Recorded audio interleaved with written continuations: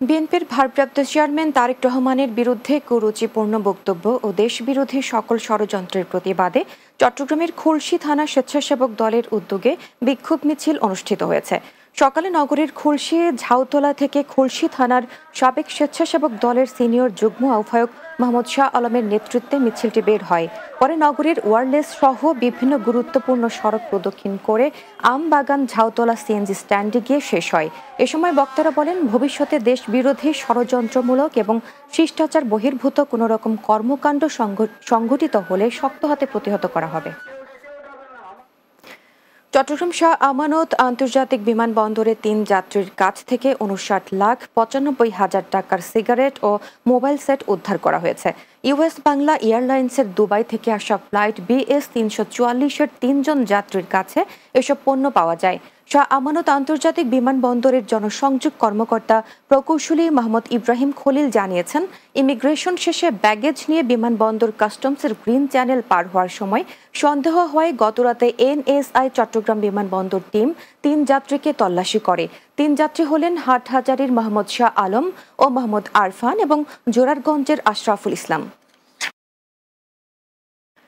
Saint মার্টিনে প্রায় ৭ কোটি টাকা মূল্যের ইয়াবা সহ ১৭ জন মাদক পাচারকারীকে আটক করেছে কোস্টগার্ড। কোস্টগার্ড মিডিয়া কর্মকর্তা লেফটেন্যান্ট কমান্ডার হারুনুর রশিদ এ তথ্য জানান। তিনি বলেন, গোপন সংবাদের ভিত্তিতে কোস্টগার্ড স্টেশন, টেকনাফ ও সেন্ট মার্টিন সংলগ্ন সমুদ্র এলাকায় একটি বিশেষ অভিযান পরিচালনা করা হয়। এই সময় ধাওয়া করে বোট 2টিকে আটক এবং তল্লাশি চালিয়ে প্রায় ৭,২,০০,০০০ টাকা মূল্যের ১,৪০,০০০ পিস ইয়াবা ও ৪০ প্যাকেট ম্যারিজ সিগারেট সহ ১৭ জন মাদক পাচারকারীকে আটক করা হয়।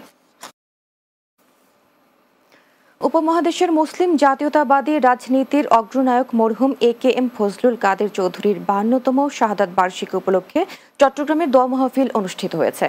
নগরীর গুড় হিলে এ দোয়া মাহফিলের আয়োজন করা হয়।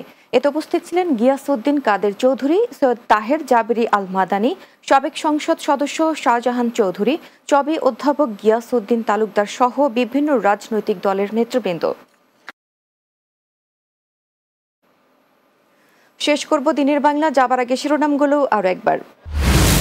গোপালগঞ্জে আইন শৃঙ্খলা বাহিনীর ব্যর্থতার অভিযোগের বিষয়ে উচ্চ পর্যায়ের কমিটি কাজ করছে, জানালেন স্বরাষ্ট্র উপদেষ্টা। প্রশাসনের দায়ও খতিয়ে দেখা হবে। নির্বাচন বিলম্বে গণঅভ্যুত্থান বিরোধী শক্তি সুসংগঠিত হবার সুযোগ পাচ্ছে, মন্তব্য ফখরুলের। দ্রুত নির্বাচনের দিকে এগিয়ে যাওয়ার তাগিদ।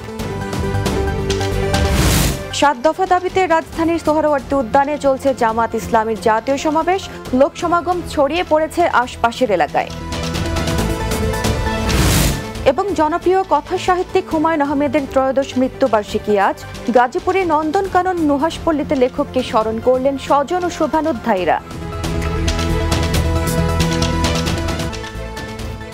দর্শক, এই ছিল দিনের বাংলায়। আমাদের পরের সংবাদ রাত 9টায় রাতের বাংলা দেখার আমন্ত্রণ রইল। এতক্ষণ সঙ্গে থাকার জন্য ধন্যবাদ সবাইকে।